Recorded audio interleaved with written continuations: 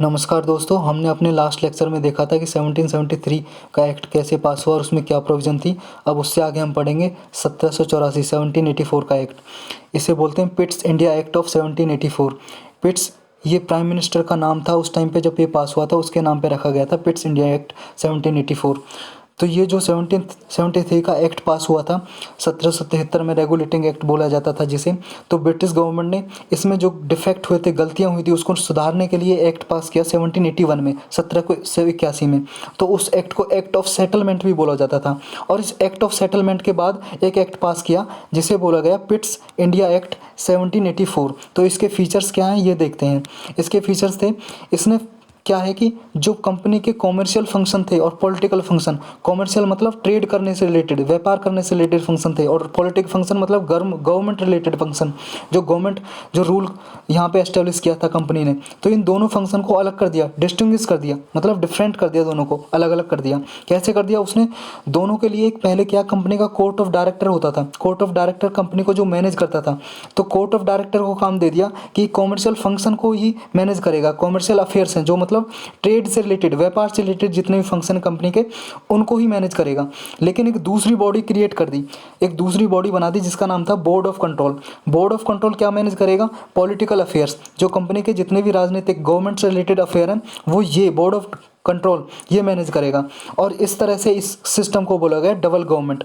तो ये क्या है, क्वेश्चन में सिर्फ ये स्टेटमेंट देके पूछ सकता है, डबल गवर्नमेंट कौन से एक्ट के थ्रू एस्टेब्लिश की गई इंडिया में? डबल गवर्नमेंट कब की गई? 1784 का पिट्स इंडिया एक्ट है, उसमें डबल गवर्नमेंट का कंसेप्ट लगाया गया। अब थर्ड स्टेटमेंट क्या बोलती है? इसका नेक्स्ट प्रोविजन थी कि जो बोर्ड ऑफ कंट्रोल है, जो नया बॉडी बनाई गई है, ये क्या सुपरवाइज और डायरेक्ट करेगा all operations of civil and military government. जो भी कंपनी के सिविल और मिलिट्री गवर्नमेंट के जितने भी ऑपरेशन थे, उनको क्या करेगा? सुपरवाइज बोर्ड ऑफ कंट्रोल देखेगा। और जितनी भी ब्रिटिश पोसेसन और इन इंडिया में है, कि जितना भी ब्रिटिश पोसेसन का मतलब है कि जितना आधिपत्य, मतलब जितना अधिकार, जितनी टेरिटरी, जितना क्षेत्र इंडिया में ब्रिटिश गवर्नमेंट ने जो हासिल किया है, उस सारे क्षेत्र पे क्या ये बोर्ड ऑफ कंट्रोल सुपरवाइज करेगा, सब देखभाल ये करेगा, सारे राजनीतिक मिलिट्री फंक्शन है जो ये करेगा।